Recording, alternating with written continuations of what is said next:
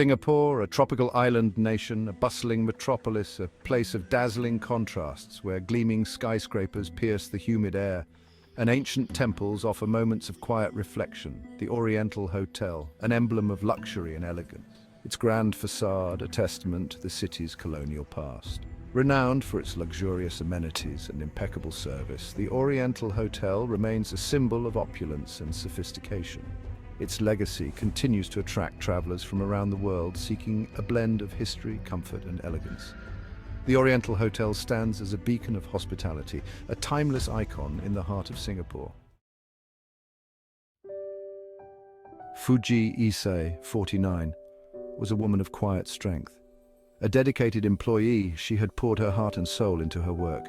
This trip to Singapore was a reward for her years of service, a chance to experience the world beyond her familiar shores. Issei was looking forward to exploring the city's vibrant markets, sampling its exotic cuisine and creating memories to last a lifetime. I was so excited to see the world, to experience new things, to bring back stories and memories. Takeshita Miyoko, 56, was the life of the party. Her infectious laughter and warm smile could light up a room.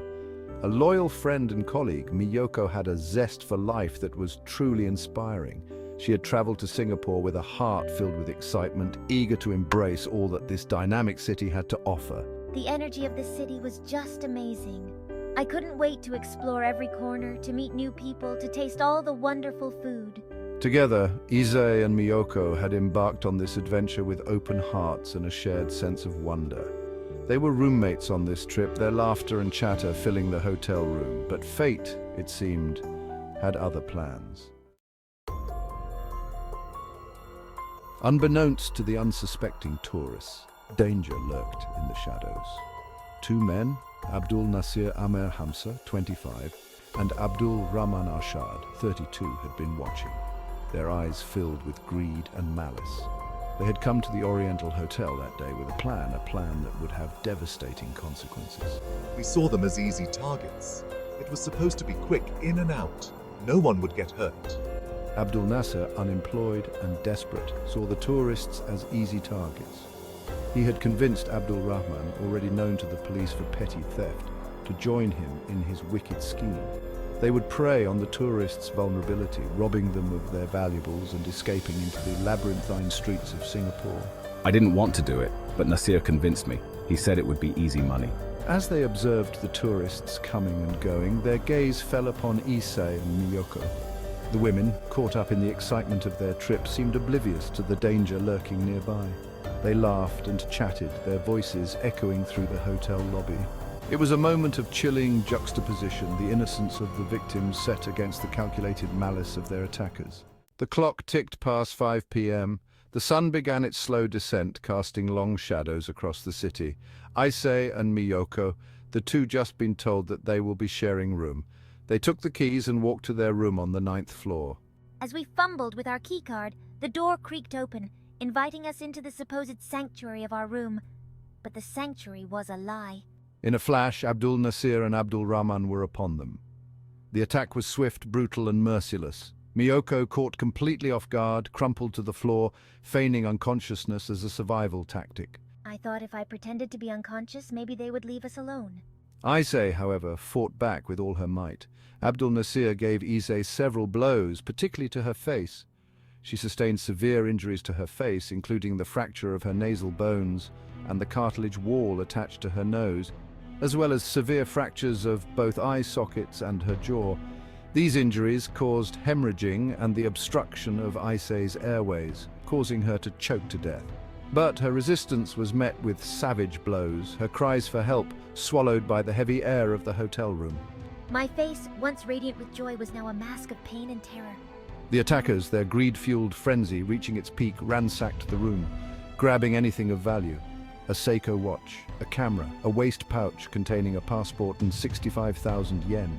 They left as quickly as they had come, leaving behind a scene of unimaginable horror.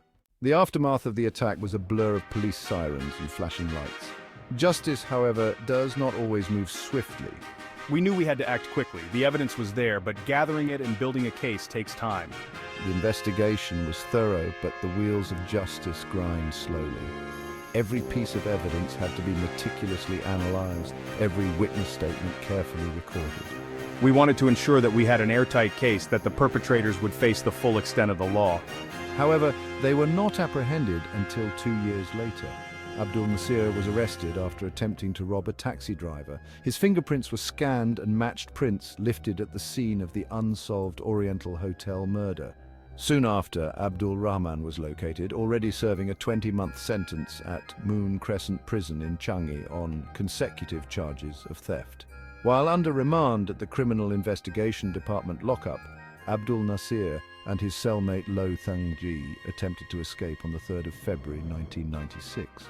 The men took 2 police officers hostage and threatened to kill them unless they were given guns, ammunition and a car.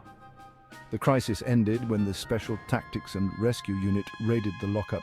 Abdul Nasir was then charged under the Kidnapping Act and tried in a separate case. Abdul Nasir was charged in a district court with the murder of Isay on the 30th of January 1996. Abdul Rahman was similarly charged on the 31st of January 1996. The latter pleaded guilty to an amended charge of robbery with hurt, leaving Abdul Nasir to shoulder the murder charge alone. Abdul Rahman was later sentenced to 10 years prison with 16 strokes of the cane. On the 4th of July 1996, Judicial Commissioner J.C. Chuhan Tek acquitted Abdul Nasir on the charge of murder, instead finding him guilty on the charge of robbery with hurt.